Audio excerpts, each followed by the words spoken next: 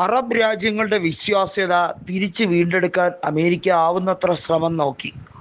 Arab ഉച്ചകോടി നടന്നതിന് ശേഷവും അമേരിക്ക അറബ് രാജ്യങ്ങൾക്ക് വലിയ തോതിലുള്ള ഓഫറുകളൊക്കെ നൽകി താരിഫ് വിഷയത്തിൽ അറബ് രാജ്യങ്ങളുമായി വിട്ടുവീഴ്ചയ്ക്ക് തയ്യാറായി നിൽക്കുന്നു എന്ന് ഡൊണാൾഡ് ട്രംപ് ഭരണകൂടം ഉറപ്പിച്ച് പറയുമ്പോഴും അറബ് രാജ്യങ്ങൾ പറയുന്നു, ഞങ്ങൾ ഫലസ്തീനെ ആക്രമിക്കാനോ ഞങ്ങൾ വെടിനിർത്തൽ കരാർ ലംഘിച്ചു എന്ന പേരിൽ ഹിസ്ബുള്ളയെയോ ഹമാസിനെയോ തൊട്ട് കളിക്കാനോ താല്പര്യപ്പെടുന്നില്ല.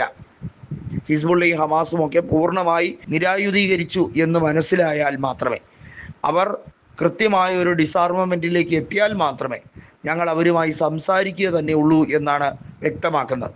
ഇതുമായി ബന്ധപ്പെട്ട് ഇറാനുമായും ഞങ്ങൾക്ക് ചർച്ച ചെയ്യാൻ താല്പര്യമില്ല എന്ന് കൃത്യമായി ഖത്തറും അതുപോലെ കുവൈറ്റും സൗദി അറേബ്യയും ഒക്കെ അറിയിച്ചിരിക്കുകയാണ്. നമുക്കറിയാം, ഖത്തറിലെ എയർബേസിൽ ഇറാൻ നടത്തിയ ആക്രമണം, ഇറാൻ്റെ ശക്തമായ ആ ഒരു ചോരത്തിളപ്പ് എന്താണ് എന്നുള്ളത് നേരിട്ട് അനുഭവിച്ച വ്യക്തികളാണ് ഖത്തറുകാർ.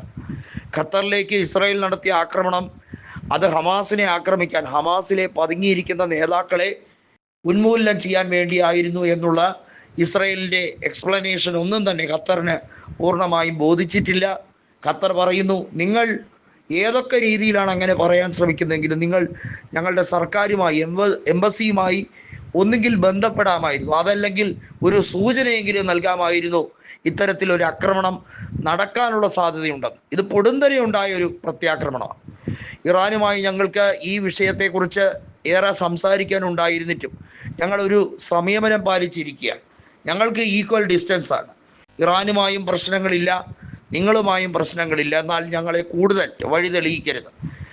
ഫലസ്തീനിൽ നടക്കുന്ന വംശഹത്യ എന്തിൻ്റെ പേരിലാണെന്ന് ഏതൊരു മരപ്പൊട്ടനും അറിയാമെന്നും ഖത്തർ വളരെ വ്യക്തമായി പറഞ്ഞിരിക്കുകയാണ്. കൃത്യമായി ഇസ്ലാമോഫോബിയ തലയ്ക്ക് പിടിച്ച ഇസ്രയേലിനെയും അമേരിക്കൻ ഭരണകൂടത്തെയും, പ്രത്യേകിച്ചും അമേരിക്കയിലെ റിപ്പബ്ലിക്കൻ ഭരണകൂടത്തെയും ഞങ്ങൾ തിരിച്ചൊന്നും പറയുന്നില്ല, ആക്രമിക്കുന്നുമില്ല. അത് ഞങ്ങളുടെ ഒരു സഹിഷ്ണുതാ നിലപാടാണ്. എന്നാൽ അത് കൂടുതൽ ന്യായീകരിച്ച് ഞങ്ങളുടെ മുമ്പിൽ കിടന്ന് മെഴുക എന്ന് വിചാരിച്ചാൽ അത് ശരിയാകുകയില്ല.